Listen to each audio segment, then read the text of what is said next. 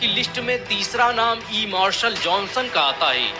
1930 में अमेरिका के फिलाडेल्फिया में जन्मे जॉनसन ने अपनी पूरी जिंदगी भ्रूण विज्ञान को समझने और इंसान के पैदा होने के सिद्धांत को जानने में लगा दी। जॉनसन उन वैज्ञानिकों में से थे जिन्होंने विलियम कीथ मूर के साथ सऊदी अरब के किंग अब्दुल अजीज यूनिवर्सिटी में कुरान पर रिसर्च का काम शुरू किया और फिर इस्लाम कबूल कर लिया। उन्हें सऊदी अरब ने 1982 में कुरान और विज्ञान पर शोध करने वाली कमेटी का सदस्य भी बनाया और इन्होंने अपनी रिसर्च से साबित किया कि कुरान ने एक खून के लोथड़े से बच्चे के बनने और फिर उसके हड्डी में तब्दील होने और फिर हड्डियों पर गोश्त चढ़ने की जिस प्रक्रिया को बयान किया है, उसे जानने में विज्ञान को सैकड़ों साल लग गए। जॉनसन के मुताबिक भ्रूण विज्ञान से संबंधित कुरान में जो कुछ भी बयान किया गया है उसे यकीनन जैसा कि आप सब जानते हैं कि दुनिया के अंदर इस्लाम बहुत तेजी के साथ फैल रहा है।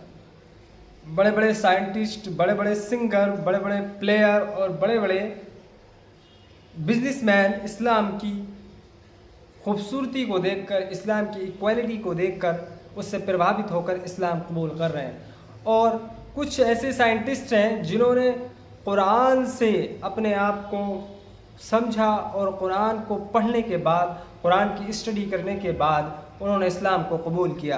तो आज हम कुछ ऐसे ही साइंटिस्टों के बारे में बात करने वाले हैं जिन्होंने कुरान को समझकर, पढ़कर और उसके मिरेकल्स को देखने के बाद इस्लाम को कबूल किया।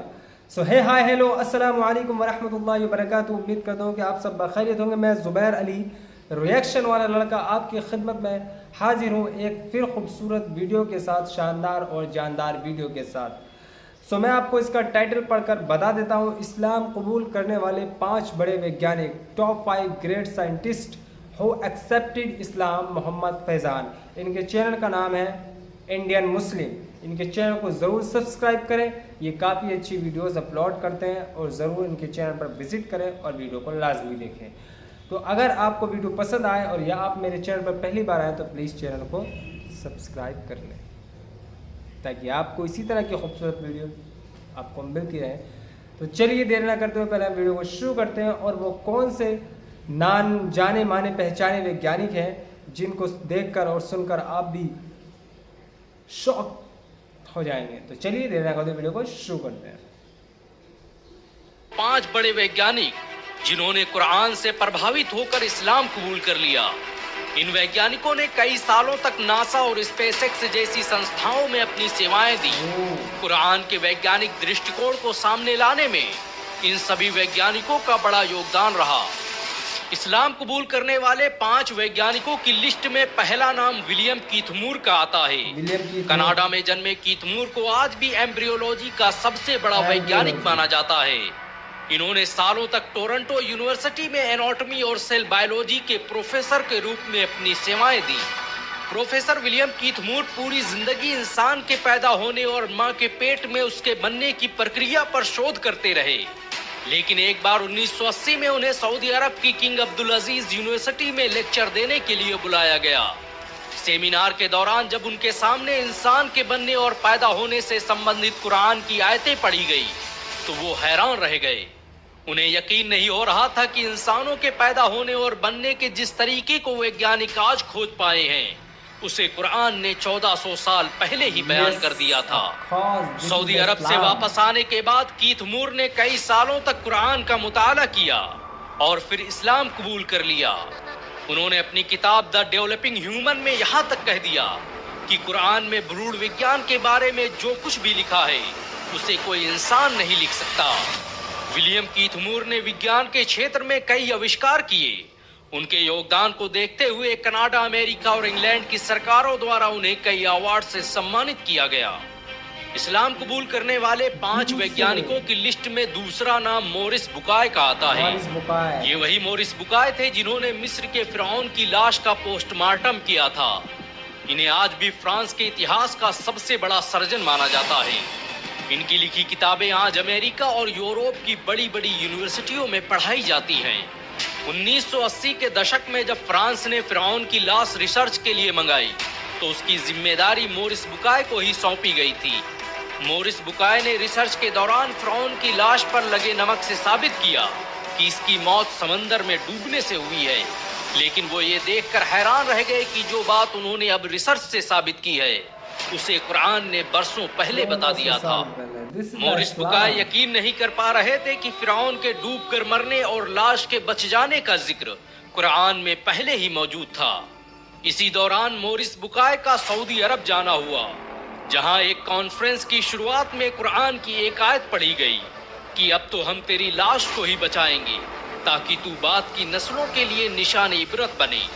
अगरचे बहुत से इंसान ऐसे हैं जो हमारी निशानियों से गफलत बरतते हैं। इतना सुनना था कि मोरिस बुकाय मारे जोश के चीख पड़े और भरी महफिल में खड़े होकर सबके सामने ऐलान कर दिया कि मैं आज ही इस्लाम कबूल करता हूँ और अल्लाह की किताब कुरान पर ईमान लाता हूँ। फ्रांस वापस जाने के बाद मोरिस बुकाय ने लगातार 10 सालों तक कुरान और विज्ञान पर शोध किया और साबित किया कि कुरान की एक भी आयत साइंस के सिद्धांतों से नहीं टकराती, बल्कि साइंस आज जो कुछ भी बयान कर रहा है कुरान ने उसे हजारों साल पहले ही बयान कर दिया था। इस्लाम कबूल करने वाले 5 वैज्ञानिकों की लिस्ट में तीसरा नाम ई मार्शल जॉनसन का आता है। 1930 में अमेरिका के फिलाडेल्फिया में जन्मे जॉनसन ने अपनी पूरी जिंदगी भ्रूण विज्ञान को समझने और इंसान के पैदा होने के सिद्धांत को जानने में लगा दी। जॉनसन उन वैज्ञानिकों में से थे जिन्होंने विलियम कीथ मूर के साथ सऊदी अरब के किंग अब्दुल अजीज यूनिवर्सिटी में कुरान पर रिसर्च का काम शुरू किया और फिर इस्लाम कबूल कर लिया।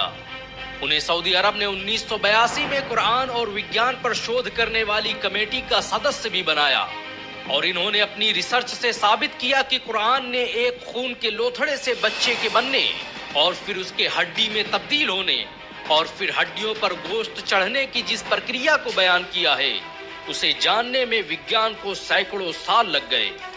जॉनसन के मुताबिक भ्रूण विज्ञान से संबंधित कुरान में जो कुछ भी बयान किया गया है उसे यकीनन पैगंबर मोहम्मद सल्लल्लाहु अलैहि वसल्लम तक अल्लाह के जरिए भेजा गया था।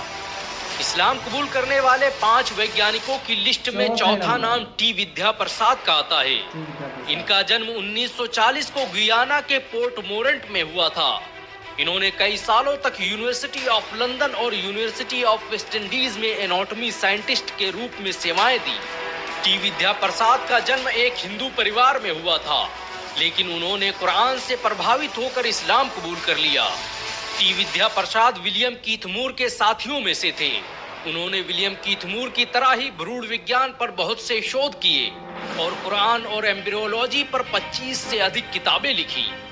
उन्होंने काहिरा में होने वाली international conference of scientific sign of the Quran and Sunnah में भी हिस्सा लिया और बताया कि कुरान में बच्चे के अंदर रूह पड़ने और जान आने के बारे में जो कुछ भी बताया गया है वो बिल्कुल सही है।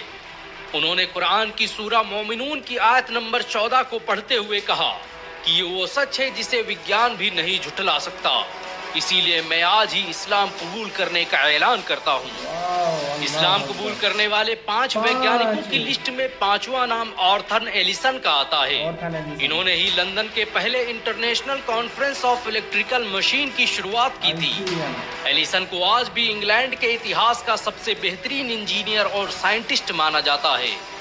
1985 के दौरान काहिरा में मेडिकल इमिटेबिलिटी ऑफ द कुरान के विषय पर जब पहली इंटरनेशनल कॉन्फ्रेंस का आयोजन किया गया तो उसमें पश्चिमी देशों के बड़े बड़े वैज्ञानिकों ने शिरकत की और इन्हीं में एक नाम था डॉक्टर आर्थर एलिसन का।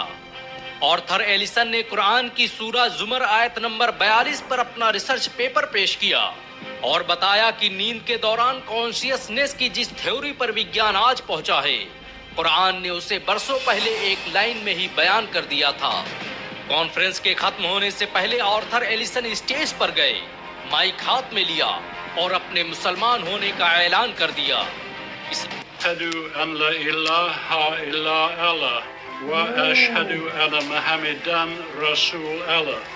इस्लाम कबूल करने के बाद उन्होंने अपना नाम अब्दुल्ला एलिसन रखा और पूरी उम्र कुरान और साइंस पर रिसर्च करते रहे।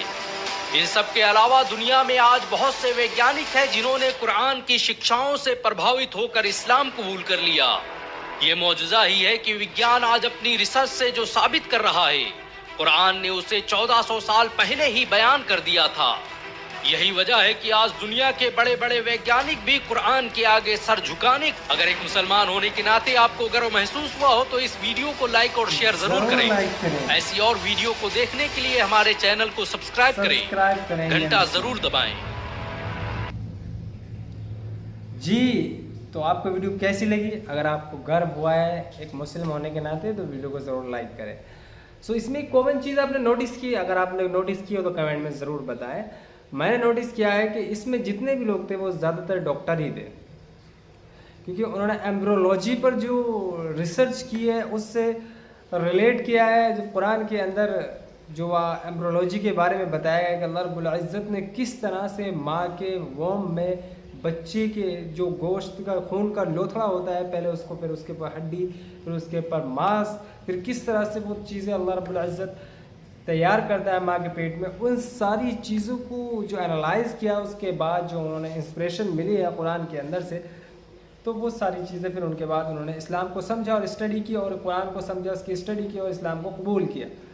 तो जब कोई मेडिकल स्टूडेंट भी, जाहिर सी बात है मैं भी एक मेडिकल स्टूडेंट हूँ, जब कोई मेडिकल स्टूडेंट ऐसी चीज़ों को देखता है ना कि किस तरह से मैकेनिज़्म अल्लाह रब्बुल इज़्ज़त ने इंसान का बनाया है, तो वो बेसाख्ता बोल उठता है अल्लाह अकबर, कि अल्लाह सबसे बड़ा है। क्या उसकी इंजीनियरिंग है, क्या उसकी कारीगरी है, बहुत ही ज़बरदस्त। क्या उसके फंक्शंस किस तरह से काम करते हैं, किस तरह से वो चीज़ें एक्टिव रहती है बॉडी के अंदर, किन चीज़ों को वो लेती है, किन चीज़ों को वो आउट करती है। मतलब ये सारी चीज़ें आप जब एक पढ़ते हो ना, डिस्कस करते हो, रिसर्च करते हो, जब स्टडी करते हो, इन पर गौर फिक्र करते हो, तो आपकी ज़ुबान से बेसाख्ता निकल पड़ता है अल्लाह, क्योंकि अल्लाह बड़ा करीम और बड़ा रहीम है और बड़ी रहमत वाला है। उसने इंसान को इस कारीगरी से बनाया है कि दुनिया में कोई ऐसा है ही नहीं जो कोई बना सके। अल्लाह ने चैलेंज भी किया है कुरान के अंदर कि अगर तुम एक मक्खी के पर को भी बना सको, लेकिन तुम नहीं बना सकते सारे जिन और इंसान मिलकर भी। तो अल्लाह ने ऐसे ही चैलेंज नहीं किया है, क्योंकि उसकी जैसा कोई है ही नहीं और बना ही नहीं सकता कोई दुनिया के अंदर।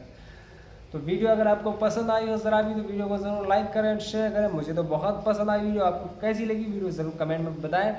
और आपको मॉरिशस बुकई के बारे में पता है, क्योंकि उन्होंने फ़िरौन की लाश पर जो रिसर्च की थी और उसके बाद उन्होंने इस्लाम को कबूल किया। क्या आपने पहले भी ये थ्योरी आपने पहले वीडियोस भी कहीं देख रखी होगी, मैंने भी देख रखी थी। तो आपको वीडियो कैसी लगी, पसंद आई हो तो ज़रूर लाइक करें, सब्सक्राइब करें, शेयर करें। अब मैं आपसे विदा लेता हूँ। अल्लाह हाफिज़, टेक केयर।